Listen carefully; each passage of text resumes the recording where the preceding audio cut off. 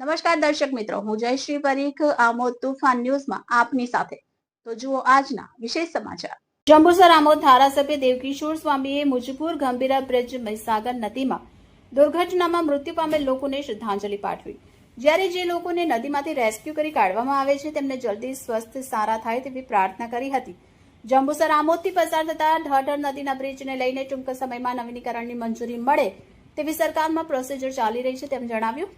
ટૂંક સમયમાં ભરૂચથી જંબુસર 4 લેન ટ્રેકની સાથે તમામ બ્રિજ જેમ કે ઢાઢર નદીનો બ્રિજ, નાયર ખાડીનો બ્રિજ, ભૂખી ખાડી અને સમની સહિત તમામ બ્રિજોની કામગીરી શરૂ કરવામાં આવશે તેવી પણ ખાતરી આપી. જર્જરિત થયેલ ઢાઢર નદીના બ્રિજની તાકીદે કામગીરી માટે તમામ લાગતા વળગતા અધિકારીઓને તપાસ કરીને યોગ્ય કામગીરી કરવા માટે તેની ઉપર તાત્કાલિક રિપેરિંગ કામ કરવાની સૂચના આપવામાં આવી હતી. અત્રે ઉલ્લેખનીય છે કે જંબુસર આમોદ તાલુકામાં સૌથી વધારે રોડ રસ્તાઓના કામો થયા છે.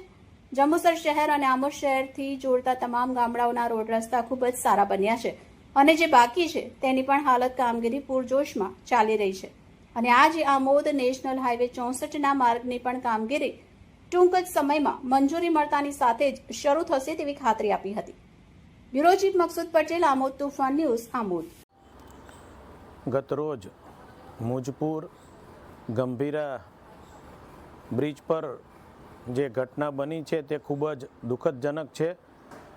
હું એ ઘટના પ્રત્યે ખૂબ જ દુઃખ વ્યક્ત કરું છું. પરિવારના જે લોકો મૃત્યુ પામ્યા છે એ તમામ આત્માઓને ભગવાન શાંતિ આપે, એ આત્મા ખૂબ ભગવાનના પાસે રહે અને એ આત્મા ખૂબ શાંતિ પામે એવી આજના દિવસે ભગવાનના ચરણોમાં પ્રાર્થના કરું છું. વિશેષમાં જે ઢાઢર નદી પરનો જે બ્રિજ છે એના વિશે પણ અત્યારે જે ચર્ચા ચાલી રહી છે ત્યારે હું આશ્વાસન આપું છું કે ટૂંક સમયની અંદર આ 4 માર્ગીય જે નેશનલ હાઈવે રોડ છે એ સરકારમાં અત્યારે મંજૂરીના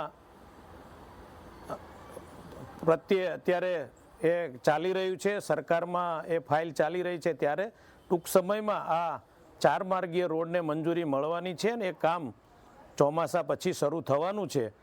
તો જંબુસરથી ભરૂચ વચ્ચેના જેટલા જે બ્રિજો છે, રોડ છે, એ તમામ એને શરૂ કરવામાં આવશે અને ટૂંક સમયમાં આ કામ ચાલુ થશે. તો આ જે બ્રિજ છે એને અનેકવાર સરકારમાં રજૂઆત પણ કરી છે. સરકારે એનું ધ્યાન પણ લીધું છે. કલેક્ટર સાહેબના ઓફિસે એમની અધ્યક્ષતામાં અનેકવાર આની પણ ચર્ચા થઈ ચૂકી છે અને કલેક્ટર સાહેબે પણ આને ખૂબ ધ્યાનપૂર્વક લઈને આ ટૂંક સમયમાં એનું સારકામ થાય અને 4 માર્ગીય રોડ પણ વહેલો ચાલુ થાય એવી સરકારમાં અત્યારે કામગીરી ચાલી રહી છે.